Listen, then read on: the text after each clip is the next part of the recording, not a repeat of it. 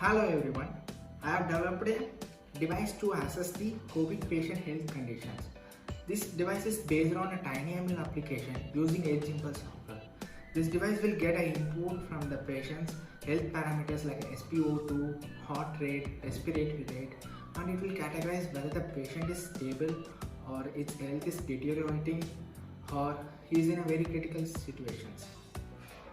One of the challenges in this project is to detect the respiratory rate.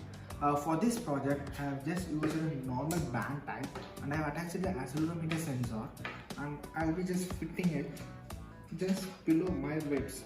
And so whenever I just breathe in and breathe out, my y-axis will be keep on varying. So I just developed a small algorithm which will just detect whenever there is a deviation in the y-axis, and it will directly proportional to the respiratory count. So that's how I used to calculate the respiratory count for this project. And for SpO2, I have used the MAX30102 type, and I just developed a band here, and I will be just fitting it to my forefinger, and it will be just calculating all the heart rate, SpO2, and also a body temperature.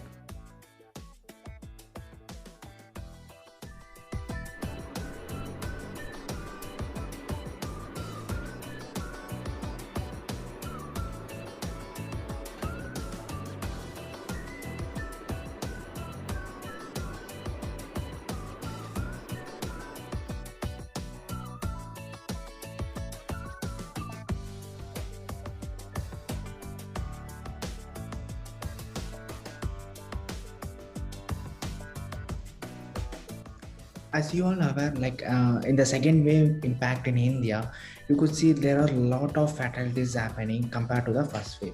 So if you see that reason for the huge number of fatality due to COVID in the second wave is the number of patients who are in a quarantine doesn't have about the reduction in the oxygen level, and also the patients who are whose health is just deteriorating. They could not able to recognize that in the initial stage. In the later stage, when they are in a more critical stage and they are getting admitted in a ICU, so that's how they could not able to save those kind of patients. And also the family persons who are taking care of the infected persons in their home, they might not know much detail about the medical parameters like SpO2, respiratory rate, and other things. So this is the huge gap between whenever the very big pandemic is occurring. This is the gap between our medical system and in the among the people. So this is the main reason for the huge fatalities happening in the developing nations. And the very challenging phase we faced in the medical field is in like a country like India is more populated, and if there is a pandemic is occurring and the number of cases are rising increasingly is rapidly, and all the doctors will be completely occupied to take care of the admitted patients. And just think like in a highly populated countries, even if they implement the IoT kind of device, the doctors will not have a time to analyze the data from the patients who are in a quarantine.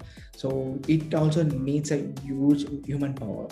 And assessing the quarantine patient in the rural areas also a tougher task for them, and because there will be a lack of internet facilities also. And if you just see who needs to be admitted and who needs to be taken as a home quarantine, and periodic analyzing is a gap between the in the medical field. So my technology contribution is I just developed a COVID patient health assessing device. It's a TinyML based using Edge Impulse. It will get the input as a SpO2, heart rate, body temperature, and a respiratory rate of the patient. And I've generated a data set suggested by WHO guidelines and other research papers. And this is a completely a proof of concept. It's not yet approved or examined by any government or a medical organization. So the outcome of my model is like a 15 KB ROM, which can be ported in any TinyML supported controllers. And this device will get the 3 hours data of the patient, and it will just recognize and classify into stable, critical, or a health deteriorating conditions. So this is my contribution for this project. Yeah, so you could see this is a complete overall architecture. As a hardware, like as a sensors, I have used a max 30102, and the respiratory rate I have just used developed a band with the accelerometer which will detect the deviation in the y-axis whenever the patient is breathing in, breathing out. So this could calculate the number of times the patient is breathing in, breathe out per minute. That is called a respiratory rate. And I have used a Arduino Nano 33 BLE Sense, and I have developed a health risk status algorithm.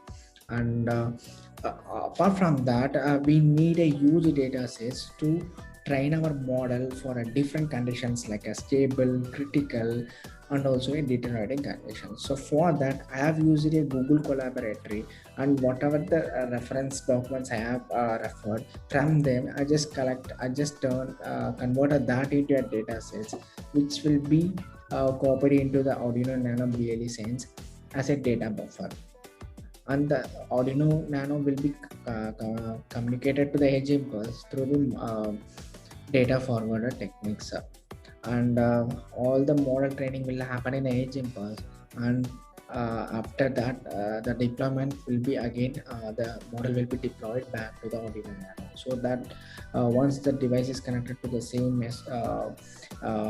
SpO2 sensor and it could able to classify stable, critical, and deteriorating conditions. Medical guidelines, like when I started this project, like I just referred to some couple of documents, like I have attached that in my project description.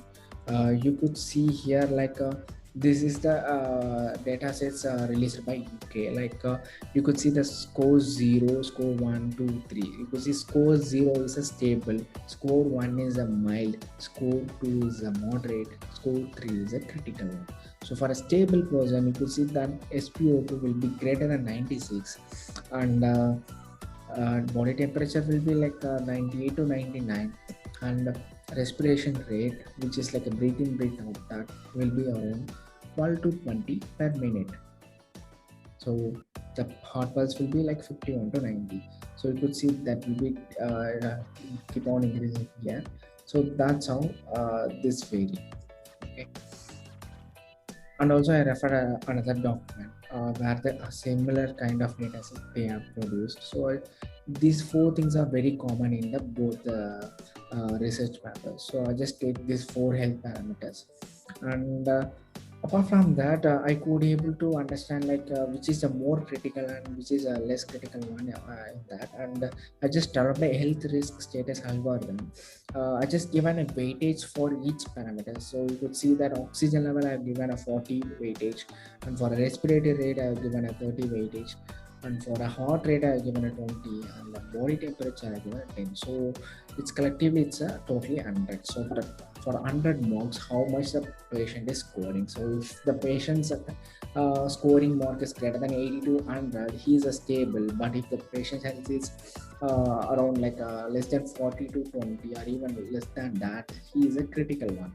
So that's how the graph went. And I have just allocated some risk factor, like that parameter will indicate like even some values keep on reducing, it should show huge deviation in the graph. So I just allocated a high risk factor for SpO2, and the body temperature is a very deviation is very less, so I just allocated 1.67, and a respiratory rate I have allocated 1.5, and for a heart rate I have not allocated any deviation risk factor, because the heart rate will kind of is something like very based on a genetic, and it will vary based on a age factor. So I'm not allocating any risk factor for heart rate here.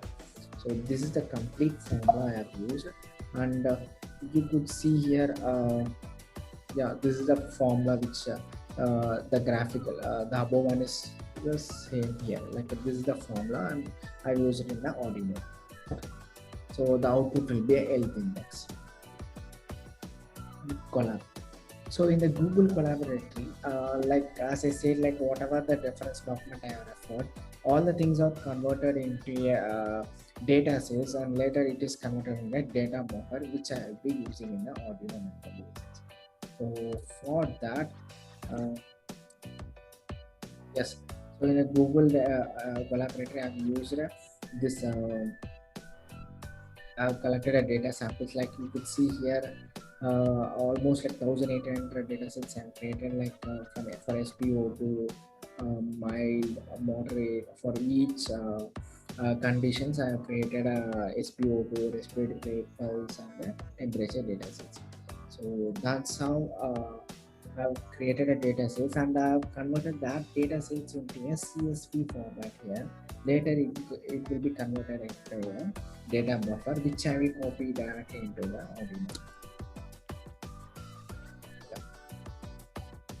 So data acquisition. So let's see, like I'm going to collect a 3 hours data for my project, like, but for training the model, like let's just assume like 3 hours at data. But if you want around more than 20 to 30 data sets, it's highly impossible. It takes more time consuming. So for that, I've just used a data generation from the Google Collaboratory, and I've just copied that data buffers, like 1,800 data buffers into the my Arduino, and I have used a potentiometer here. Like you could see the potentiometer diagram here. Like whenever the potentiometer is in this direction, it be stable, and if it's keep on increasing, keep on tuning, the Arduino will the algorithm will just take that data buffer. Like if my potentiometer is in this direction, it will take the data buffer from the mild. So based on the mild, it will calculate the health status algorithm. The output will be a health index that will be communicated to the edge impulse through the data forwarding techniques. So whenever I just tune it to the moderate, it will just take the data buffer from the moderate data. And when I just tune it completely to the right side, it will take the data from the critical. So that's how I have simulated, and that's how my data acquisition is happening here. This could save a lot of time. Like I have done this technique, used this technique, so I could able to collect almost a 1 hour of data within just 2 hours of time. But if we do the same thing in a normal conventional way, it will take a I could say like it will take more than 40 to 50 hours of time, because each data set will be around 3 hours of data. Then we'll go to the model training in the edge impulse. So in the edge impulse, yes, as I said before, this is the collected data from the my Arduino Nano. You can see this is almost like it looks like a 57 seconds, but this is indicates like a 180 minutes, 170 minutes data. It's like each minute I will just convert it into a 0.5 second time frame. So that's how this is calculated. And I have used the flatten technique, and in MN classifier, I just removed the ReLU activation in the code. Like you could see here, like I just went to that expert mode here, and expertise mode in the Keras, and I just removed the ReLU in each neural networks. Like I have used a neural networks like a flatten 30, then a neural network 32, 16, 8, 4. So in each neural network, I just removed activation equal to ReLU here. The reason behind that is like my input is a health index for the model training, and the health index range will be like 0 to 100, like it's a score, but it will never goes to the negative one. So the ReLU is more focused on its ideal one for whenever the input is a negative, it will take as a 0, but here there is no use for that, and I just remove it manually.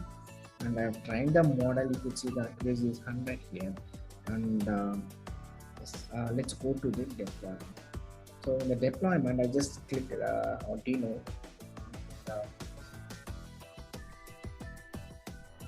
Just click build. So once I just use the build, it will be downloaded into my browser. You could see that this is the mandatory step we have to follow. Like please go to the Arduino and Arduino IDE and include library and add that zip file. And after adding this zip file, I have attached my code which will be using this machine learning. I mean this ML model in the backend with added like input sensors and all the displays. Everything will be added into that. So please use that GitHub link but please make sure you have done this step before that. So once the model training is done, so this is the neural network, and I just want to make this point again, like this is a proof of concept. Like I just referred basic research papers, and just created a tiny ML model, and I suggest like it not to be directly used to any patients, like it should be verified by any medical express team or a government. So this is just a proof of concept. Please don't use it directly to any patients. Yeah, thank you.